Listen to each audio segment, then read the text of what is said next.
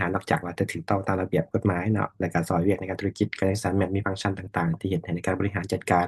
องค์กรได้ดีขึ้นเนาะเช่นว่า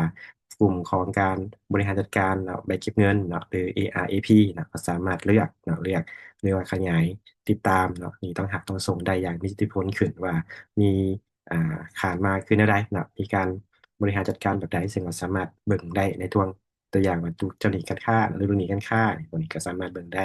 ยอดที่ยังค้างนี้มีไผแดงเนาะก็สามารถบริหารจัดการได้ดีขึ้นว่ามีไผแดงนะก็สามารถทวงเบิ่งต่างๆอันนี้คือฟังก์ชันไปเก็บเงินเนาะมาเบิ่งฟังก์ชันอื่นๆเช่นไปติดตาม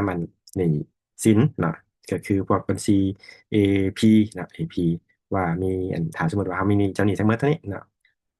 แบ่งกันเบิ่งเป็นจักรายเนาะมีจักห้านเดี๋ยวสามารถเบิ่งได้ว่าแต่ละห้านนี้ยังค้างเท่าไหร่เนาะหรือชำระมันแล้วบ่เนี่ยอันที่ว่าชำระไปแล้วเนี่ยประมาณนี้ อันนี้ก็ถือว่าเป็นจุดหนึ่งเนาะส่วนในการติดตาม APAR และก็เรื่องการหักเงินจ่ายเงินนอกจากนั้นก็มีฟังก์ชันในการ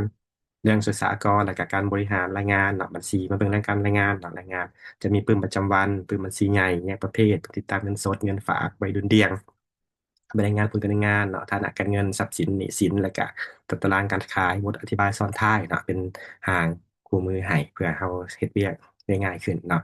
แล้วก็เรื่องการคิดรายการราคาถึงจะเปลี่ยนเนาะท้ายสมัยต่างๆก็จะมีฟังก์ชันในค่อนข้างจะครอบคลุมลองมาเบิ่งตัวบทสนทนาเนาะที่หลายคนก็อาจจะยังสับสนเนาะเช่นวันนี้มันจะมีเรื่องของการเห็นเรื่องค่าหรือเหียนเนาะติดตามตารางค่าทรัพย์สิน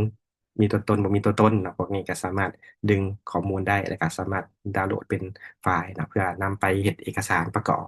ส่วนฟังก์ชันเรื่องโดยสหกรณ์ก็จะมีหลายเนื้อหาที่สำคัญนะแล้วเรามาเบิ่งนำกันตื่นว่ามีอย่างแหน่อันนี้ที่เป็นน่าสนใจ เพราะว่าจะเน้นเฮ็ดให้แยกการบริหารเรื่องภาษีอากรเนาะได้ดีขึ้นและก็สามารถติดตามในส่วนนี้ในการแจ้งแต่ละเดือนและก็เมื่อปีมีฟังก์ชันหลายๆอย่างเนาะที่น่าสนใจเพิ่มเติมแล้วครับมาเบิ่งนำกันในภาคปฏิบัติตัวจริง